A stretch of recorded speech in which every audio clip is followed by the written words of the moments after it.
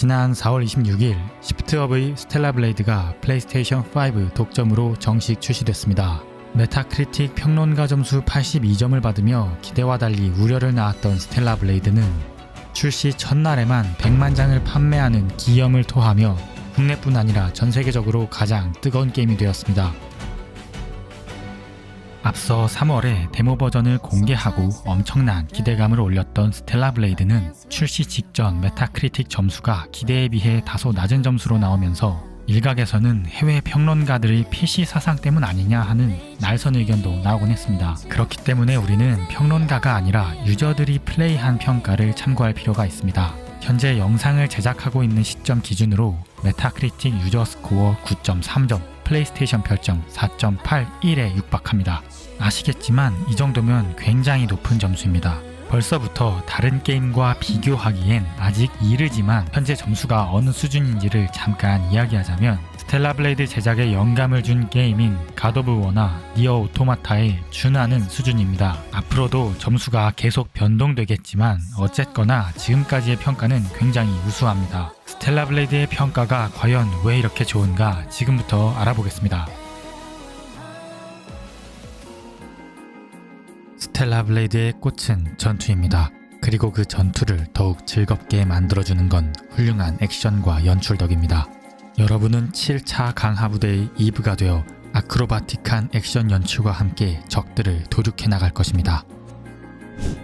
스텔라 블레이드의 액션과 연출은 한마디로 최고입니다. 정말 진부하지만 달리 표현할 방법이 없습니다. 보스가 등장하는 장면, 일격을 하는 처단 장면, 퀵타임 이벤트 장면 등 연출 하나하나 모든 장면에서 눈이 즐겁습니다. 특히 보스를 처단하는 그 장면에서는 정말 강렬한 쾌감을 선사하는데요.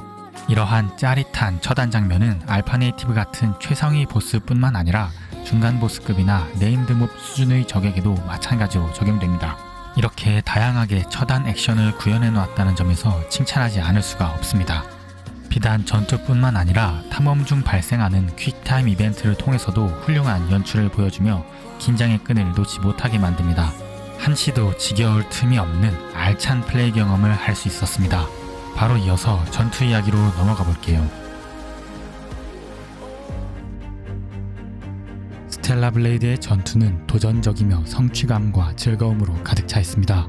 높은 난이도를 자랑하는 보스전은 플레이어에게 도전의식을 불러일으키고 클리어할 때마다 큰 성취감을 안겨줍니다. 간단한 조작으로도 화려하고 멋있는 플레이를 가능케 하는 전투 시스템은 다양한 수준의 게이머들이 각자의 스타일로 흥미진진한 전투를 펼칠 수 있게 해줍니다. 스텔라 블레이드의 전투 기본기는 공격과 회피, 패링으로 이루어져 있고 거기에 스킬을 추가해 다양한 스타일의 전투를 가능하게 만듭니다. 스킬 없이 기본기로도 모든 적을 상대할 수 있습니다만 그렇게 플레이하면 소울라이크 하듯이 어려워지는데요. 시프트업은 그렇게 어려운 게임을 만들고 싶지는 않았던 것 같습니다.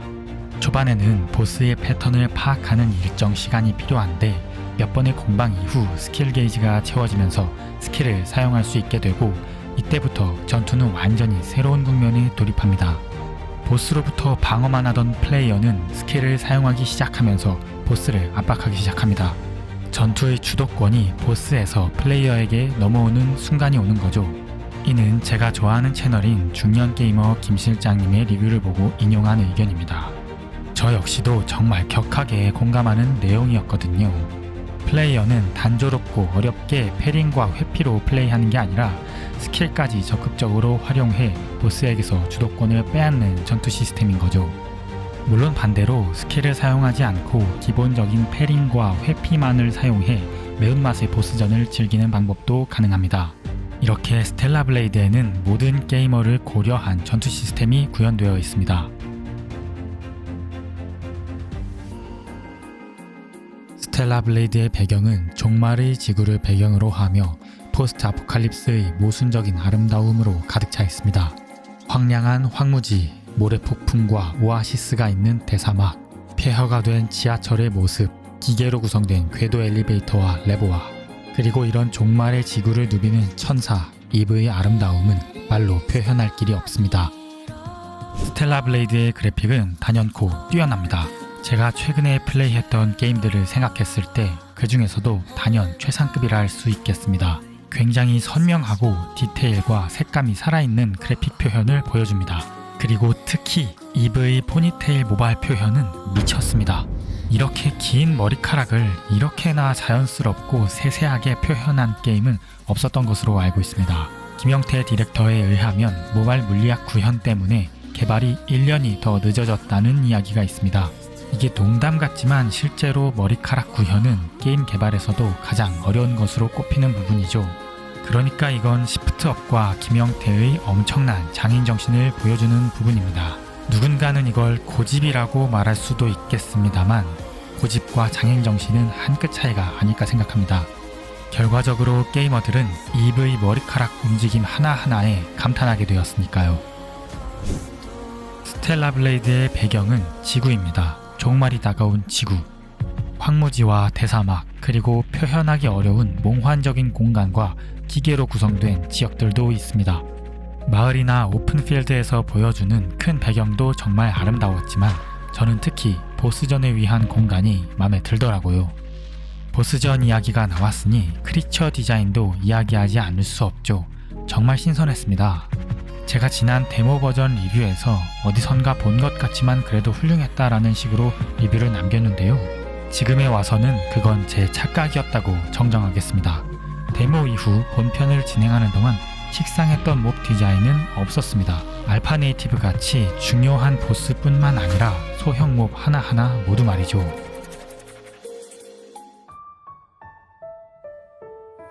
스텔라 블레이드의 음악은 평범하지 않습니다. 섬세하고 서정적인 보컬 곡부터 강렬한 비트의 힙합 스타일 음악까지 다양한 장르의 배경음악을 통해 풍부한 청각적 경험을 제공합니다. 음악은 사람의 마음을 흔드는 힘이 있죠. 김영태 디렉터는 스텔라 블레이드의 OST를 통해 더 많은 감정을 전달하고 싶었던 것 같습니다. 스텔라 블레이드의 음악에는 유독 보컬곡이 많습니다. 보통의 게임들은 보스전에서 그 무게감을 강조하는 일명 가슴이 웅장해지는 배경음악을 깔기 마련인데 스텔라 블레이드의 배경음악은 그런 웅장함보다는 섬세하거나 서정적이며 트렌디하다고 할까요? 완전히 새로운 경험이었습니다. 스텔라 블레이드의 OST 제작은 시프트업과 모나카 스튜디오가 협업해 진행되었습니다. 김영태 디렉터의 말에 따르면 전체 OST 중 약 40% 정도는 이 모나카 스튜디오에서 제작했다고 하는데요. 모나카 스튜디오의 대표인 오카베 케이이치는 대표적으로 철권 시리즈와 니어 시리즈의 작곡에 참여한 인물입니다. 특히나 니어 시리즈의 음악성은 많은 게이머들이 인정하는 부분이기 때문에 스텔라 블레이드의 작곡에 참여했다는 사실만으로도 기대할 수밖에 없었습니다. 물론 오카베 케이이치는 니어의 음악을 직접 작곡했기 때문에 니어의 영향을 받은 스텔라 블레이드의 작곡에는 오카베가 아닌 다른 작곡가들이 참여한 것으로 보입니다. 그럼 잠시 스텔라 블레이드의 OST 중 일부를 잠깐 들어볼게요.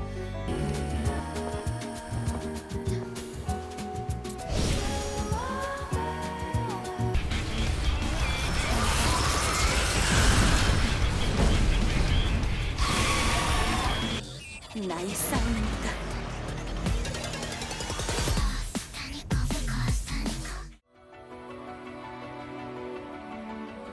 스텔라 블레이드의 플레이 경험은 한마디로 깔끔했습니다. 수준 높은 최적화를 통해 끊김없이 안정적인 플레이를 제공하며 듀얼센스 컨트롤러는 거의 모든 상황에서 생생하게 반응하여 플레이어를 게임 속으로 깊게 몰입시킵니다. 스텔라 블레이드는 첫 콘솔 개발임에도 훌륭한 최적화 수준을 보여줬습니다. 이동기 테크니컬 디렉터의 말에 따르면 시프트업은 이미 엔진 개발에 대한 많은 노하우를 가지고 있었다고 합니다. 콘솔 게임 개발은 처음이라 할지라도 언리얼 엔진 4에 대한 기술력은 이미 갖추고 있던 거죠. 더불어 소니의 세컨드 파티로서 소니와의 협업을 통해 많은 부분에서 지원을 받은 것으로 보입니다. 하지만 그럼에도 최적화라는 건 결국 개발자들의 노력에 달려있다고 생각합니다. 참고로 저는 균형 모드로 플레이했는데 대부분의 장면에서 프레임 드랍은 없었습니다. 개인적인 추천이긴 한데 웬만하면 균형 모드로 하시면 될 겁니다. 최근 최적화 수준이 떨어지는 게임들이 종종 있습니다. 이들은 스텔라 블레이드와 장르도 엔진도 다르고 소니의 지원에서도 다릅니다. 그래서 직접적인 비교는 하지 않겠지만 그냥 스텔라 블레이드만 놓고 평가를 하더라도 최적화는 굉장히 칭찬할 만한 부분이라 생각합니다. 그리고 듀얼센스 지원도 훌륭했습니다. 적의 공격을 패링하는 타격감은 물론 지형이 흔들리거나 부서지는 컷신 등 거의 모든 장면에서 듀얼센스가 생생히 반응했습니다. 하지만 어댑티브 트리거에 대한 인상적인 기억은 없는 것 같긴 합니다만 그 점을 제외하면 햅틱 피드백은 굉장히 훌륭했다고 느꼈습니다.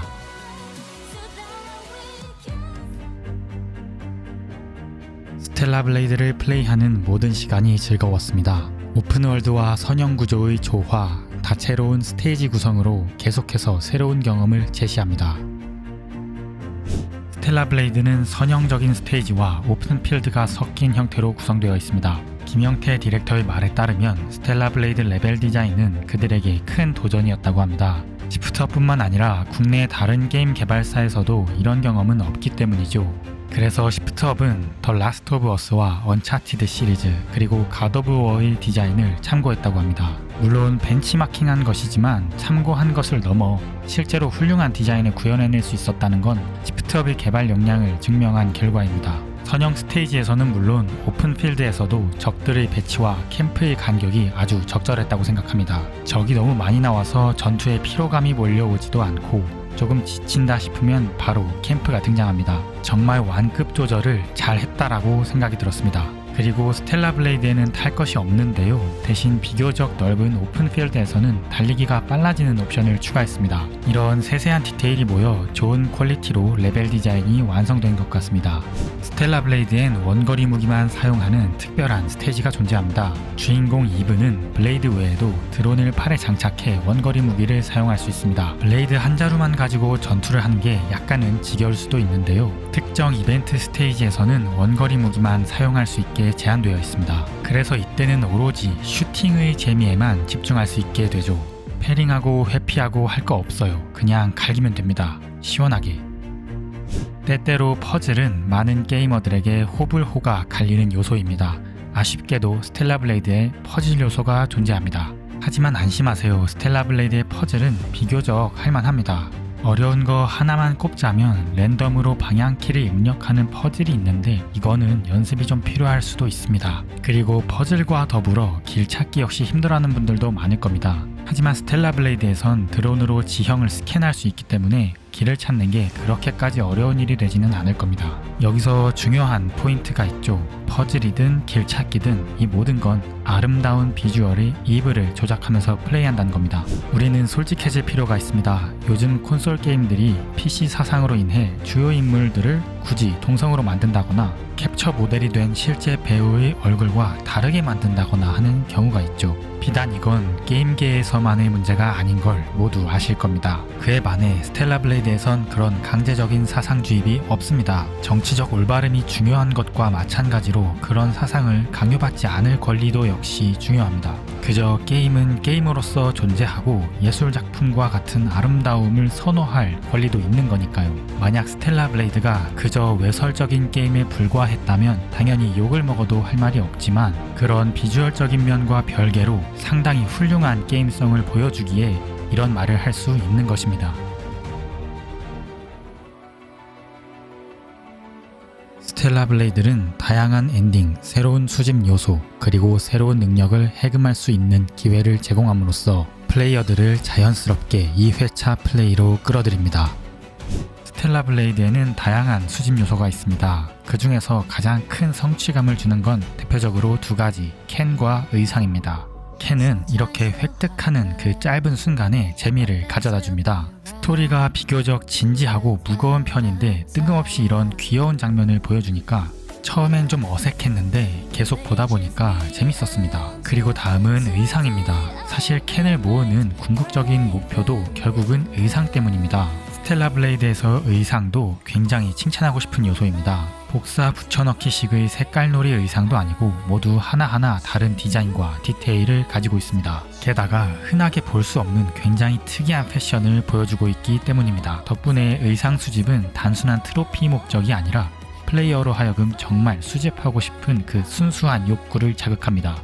아마 의상 디자인 팀이 따로 있지 않을까 싶은데요. 정말 칭찬하고 싶습니다.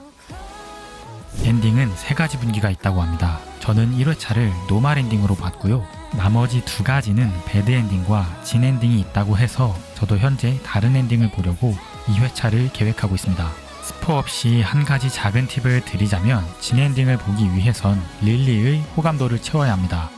서브 퀘스트를 많이 진행하거나 여러 수집물을 모을 때마다 올라간다고 합니다. 그러면 기존 루트대로 진행하는 게 아니라 중간에 릴리가 어디 다른 곳을 가자고 할 겁니다. 참고로 스텔라 블레이드는 세이브 슬롯은 제공하지만 그걸 수동으로 따로 저장할 수는 없기 때문에 각각의 엔딩을 모두 보기 위해선 회차 플레이가 필요합니다. 시프트업이 이걸 의도하고 강제한 건 아닌 것 같습니다. 그들의 인터뷰에 따르면 게임의 안정성을 위해 이렇게 개발했다고 하네요. 그리고 엔딩 이후 변화되는 것들은 대표적으로 새 게임 플러스 개방, 새 게임 플러스 신규 스킬 추가, 새 게임 플러스 더 높은 강화 단계 개방, 어려움 난이도 개방, 특정 슈트 획득, 그리고 게임 시작 화면이 변경되고요.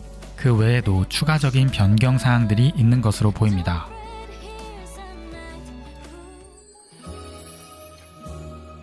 세상에 완벽한 것은 없겠죠. 그것이 게임이든 무엇이든.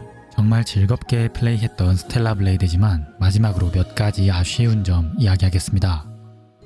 스텔라 블레이드의 스토리는 준수합니다. 반전도 있고 나쁘지 않아요. 하지만 대부분의 평가에서 스토리의 아쉬움을 지적합니다. 실제로 김영태 디렉터 또한 그 점을 인지하고 있었고 스토리보다는 게임 플레이에 더 우선해 개발했다고 언급했습니다. 아마 스텔라 블레이드의 DLC를 내거나 차기작을 준비한다면 그때는 스토리를 더 강화해 제작할 것으로 예상됩니다. 근데 저는 개인적으로 노말 엔딩 기준으로도 꽤 깊은 여운이 있었습니다. 그래서 전 스토리도 꽤 괜찮다고 점수를 주고 싶네요.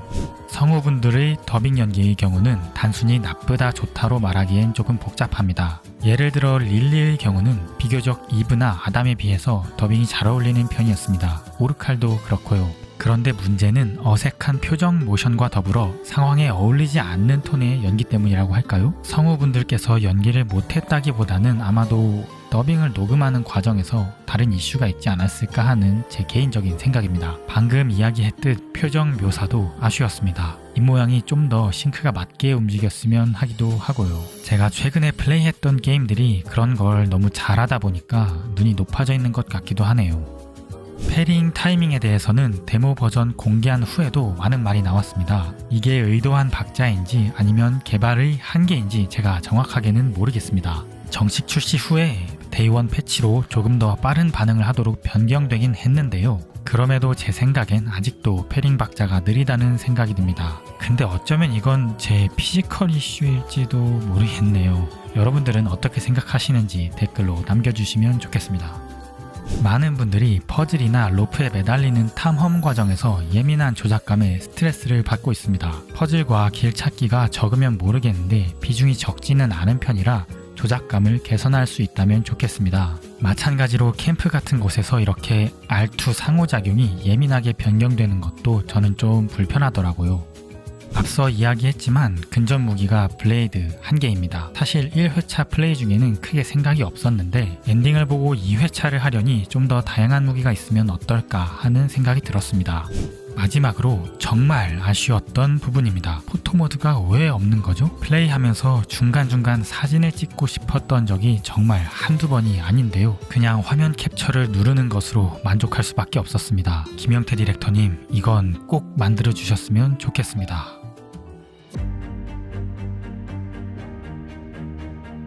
이제 리뷰를 마무리하겠습니다.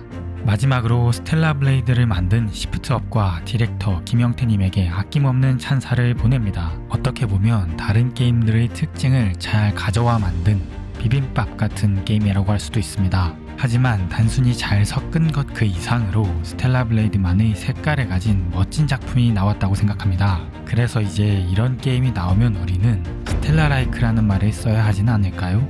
정말 잘하면 2024년 고티를 수상할 수도 있지 않을까 싶을 정도로 저는 감명받은 작품입니다. 제가 약간 국뽕에 취해 있는 것 같기도 하네요.